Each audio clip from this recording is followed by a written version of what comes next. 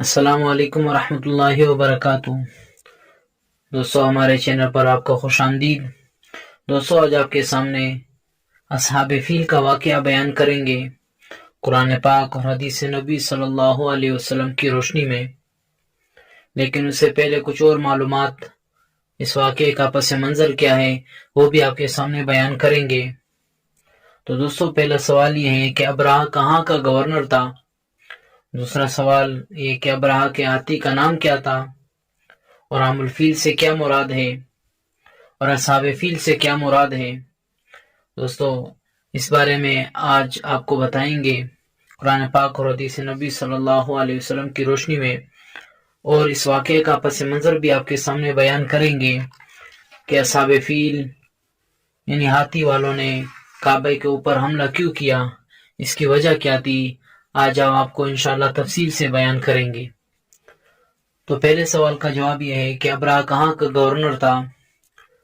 حبشہ Ethiopia کا بادشاہ جو سن 525 میں جس نے یمن فتح کیا اور مسیحیت کا پرجوش حامی تھا، اس نے یمن کے دارالحکومت صنعاء میں ایک عالیشان گرجا گھر تعمیر کروایا۔ تو ابرہہ جو تھا وہ حبشہ کا گورنر تھا۔ اور دوسرا سوال کہ عام الفیل سے کیا مراد ہے؟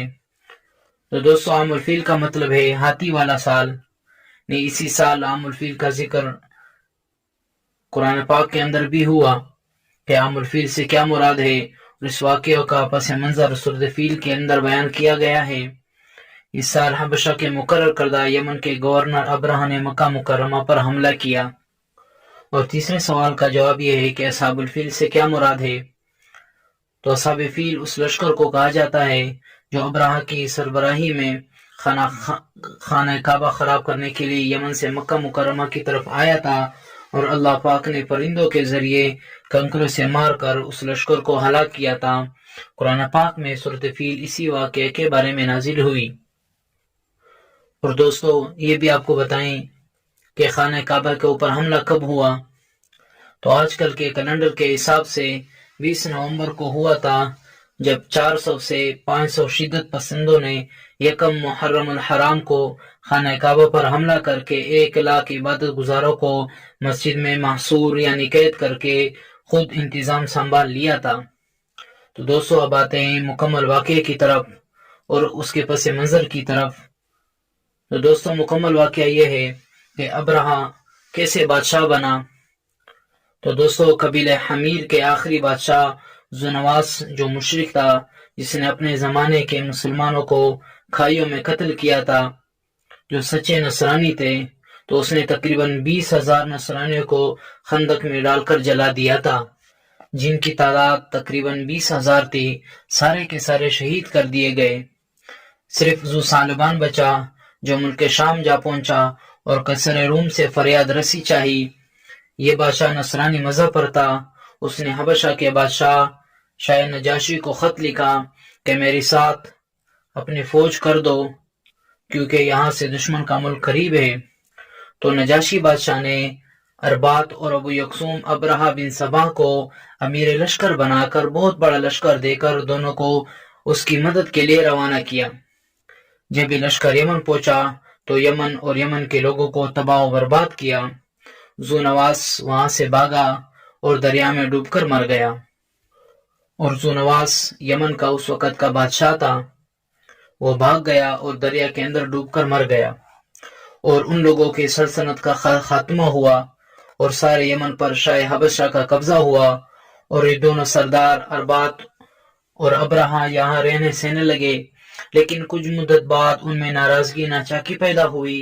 آخرکار نوبت یہاں تک پہنچی کہ دونوں نے ایک دوسرے کے خلاف جنگ کے لیے صفیں باندھ لی اور لڑنے کے لیے نکل پڑے۔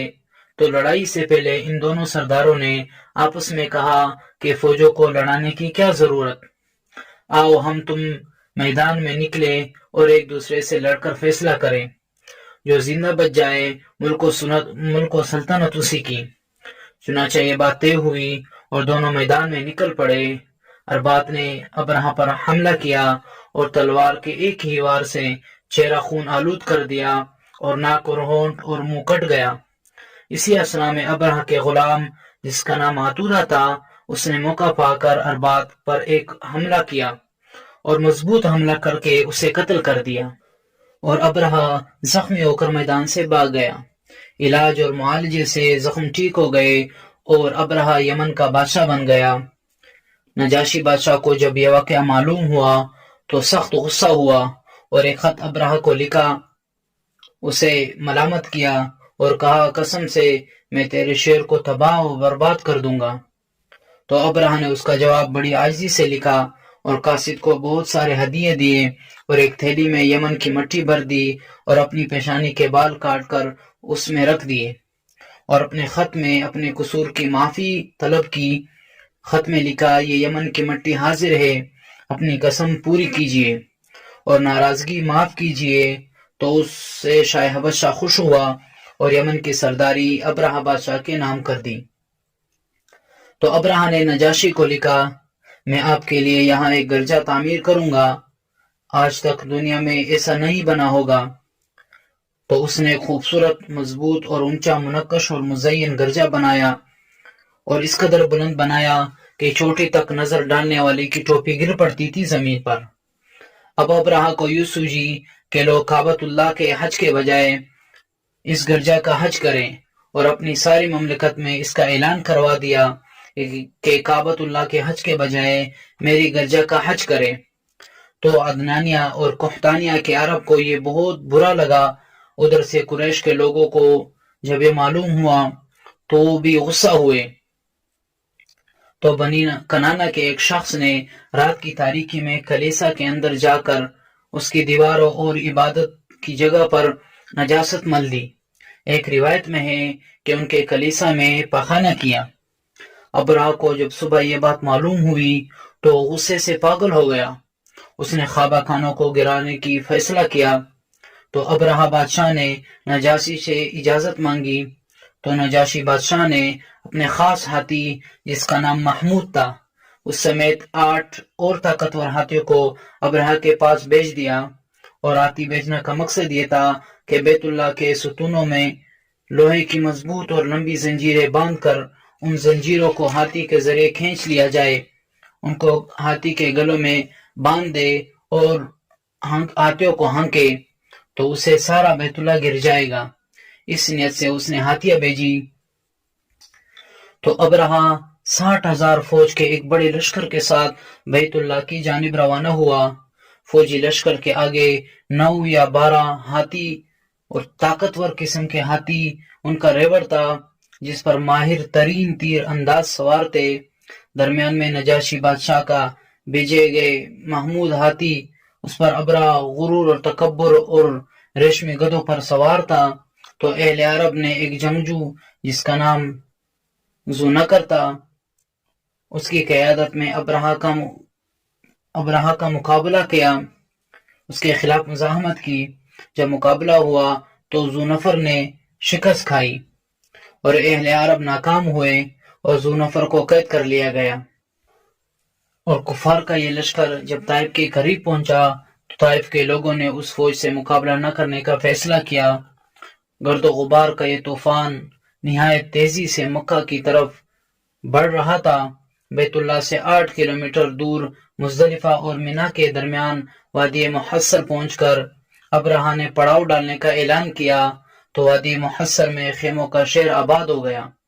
ایک بڑے خیمے میں ابرہہ بادشاہ شاہی تخت اس کے لیے بچھا دیا گیا۔ لشکر کے لوگ جب فارغ ہوئے تو انہوں نے دیکھا کہ اطراف میں نہایت خوبصورت اور توانا اونٹ چل رہے ہیں، اور یہ اونٹ قریش مکہ کے تھے۔ تو انہوں نے ان سب اونٹوں پر قبضہ کر لیا۔ ان میں سے 200 اونٹ رسول اللہ صلی اللہ علیہ وسلم کے جد امجد اور رئیس قریش حضرت عبد المطلب کے تھے۔ تو ابرہہ نے ایک سفیر جس کا نام حناطہ تھا، اس کو مکہ مکرمہ قریش کے سرداروں کے پاس بھیج دیا۔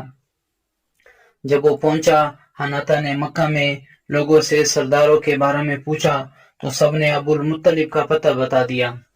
حناطہ جب عبد المطلب سے ملا اور انہیں ابرہہ کا پیغام دیا کہ ہم یہاں جنگ کرنے نہیں آئے بلکہ ہمارا مقصد خانہ کعبہ کو گرانا ہے، اگر تم میں کوئی رکاوٹ نہ ڈالی تو ہم تمہیں کوئی نقصان نہیں پہنچائیں گے۔ تو حناطہ عبد المطلب کو ابرہہ کے پاس لے گیا۔ جب ابرہہ نے عبد المطلب کے قوی ڈیل ڈول اور وجیح رعبدار شخصیت کو دیکھا تو بڑا متاثر ہوا اور مرعوب ہو گیا، اور تخت سے نیچے اتر کر استقبال کیا اور انہیں اپنے ساتھ بٹھا دیا، اور اپنے ترجمان سے کہا کہ ان سے پوچھو یہ کیا چاہتے ہیں۔ تو عبد المطلب نے کہا میں صرف یہ چاہتا ہوں کہ تمہارے فوجوں نے جو اونٹ قبضہ کیے ہیں انہیں چھوڑ دیں۔ ابرہہ نے حیران کن نگاہوں سے عبد المطلب کو دیکھا اور کہا مکہ کے سردار، جب میں نے تمہیں پہلی بار دیکھا تو میں بڑا مرعوب ہوا۔ میری نظر میں تمہاری وقت اور عزت تھی، لیکن تمہاری اس گفتگو نے اسے ختم کیا۔ میں تمہارا کعبہ جو تمہارا دین ہے اسے گرانے آیا ہوں، تمہیں اس کی کوئی فکر نہیں؟ تو عبد المطلب نے کہا اے یمن کے بادشاہ، اونٹ میرے ہیں اس لیے مجھے ان کی فکر ہے، جبکہ کعبہ جس کا گھر ہے وہ خود اس کی حفاظت فرما لے گا۔ تو ابرہہ نے کہا اے مکہ کے سردار، آج تمہارا خدا اپنے گھر کو ابرہہ کے ہاتھوں سے نہیں بچا سکتا۔ تکبر کے انداز میں کہا۔ چنانچہ اس نے فوری طور پر کعبہ کی طرف کوچ کرنے کا حکم دیا۔ عبد المطلب ان کے خیمے سے نکل کر خانہ کعبہ تشریف لائے، جہاں سب قبیلوں کے سردار جمع تھے۔ تو سب سرداروں نے مل کر بیت اللہ کی چوکھٹ پکڑ کر گریہ وزاری کی اور خوب دعائیں مانگی۔ رب کعبہ کے حضور گریہ وزاری کے بعد عبد المطلب اپنی قوم کو ساتھ لے کر مکہ کے مختلف پہاڑیوں پر چڑھ گئے۔ ادھر جب ابرہہ نے مکہ کی طرف کوچ کرنے کا حکم دیا، جب صبح ہوئی تو ابرہہ کے لیے خاص ہاتھی محمود کو آراستہ کیا گیا۔ اسی اثنا میں نفیل ابن حبیب، جن کو راستے میں ابرہہ نے گرفتار کیا، یہ آگے بڑھے اور ہاتھی کے کان کو پکڑ کر کہا اے محمود، تو جہاں سے آیا ہے وہیں صحیح سالم لوٹ جا، کیونکہ تو اللہ پاک سے محفوظ شہر میں ہے، یعنی اللہ پاک کے محفوظ شہر میں ہے۔ یہ کہہ کر اس کا کان چھوڑ دیا۔ یہ سننا تھا کہ ہاتھی اپنی جگہ پھیل کر بیٹھ گیا، تو ہاتھی بانوں نے اسے اٹھانے کی لاکھ کوششیں کی، مگر ہاتھی ٹس سے مس نہ ہوا، اپنی جگہ سے نہ ہلا۔ ہاتھی کو باقی جانب موڑا گیا تو وہ چلنے لگا، لیکن جب کعبہ کی طرف اس کو لے کر چلتے تو وہ نہ چلتا تھا۔ ابھی یہ پریشانی ختم نہ ہوئی تھی کہ ابرہہ کی فوج کو سمندر کی جانب سے آنے والی بے شمار پرندوں نے گھیر لیا، جن کی چونچوں میں اور پنجوں میں چنے یا مسور کے دال کے برابر کنکریاں تھی، تین کنکریاں تھی۔ پرندوں نے یہ کنکریاں ابرہہ کے فوج پر برسا دی۔ کنکر جس پر پڑتا اس کے بدن کو چیرتا ہوا زمین میں گھس جاتا۔ یہ عذاب دیکھ کر سب ہاتھی بھاگ گئے۔ لشکر کے سب لوگ اس موقع پر ہلاک نہیں ہوئے، بلکہ اطراف کے مختلف راستوں میں بھاگے، مر کر گرتے گئے۔ اور ابرہہ کا انجام، ابرہہ کیا وہی مرا یا بچ کر اپنی سلطنت گیا؟ تو ابرہہ کو چونکہ سخت سزا دینا مقصود تھا، تو وہ فوراً ہلاک نہیں ہوا، بلکہ جسم کا ایک ایک جوڑ گل سڑ کر گرنے لگا، اور اسے اسی حال میں یمن لایا گیا، یہاں تک کہ دارالحکومت صنعاء پہنچ کر اس کا سارا بدن ٹکڑے ٹکڑے ہو کر بہہ گیا، اور ابرہہ کے ہاتھی محمود کے ساتھ 2 ہاتھی بان وہی مکہ میں رہ گئے، مگر اس طرح کہ دونوں اندھے اور اپاہج تھے۔ بعد میں ان دونوں یعنی اپاہج اور اندھے کو بھیک مانگتے دیکھا گیا۔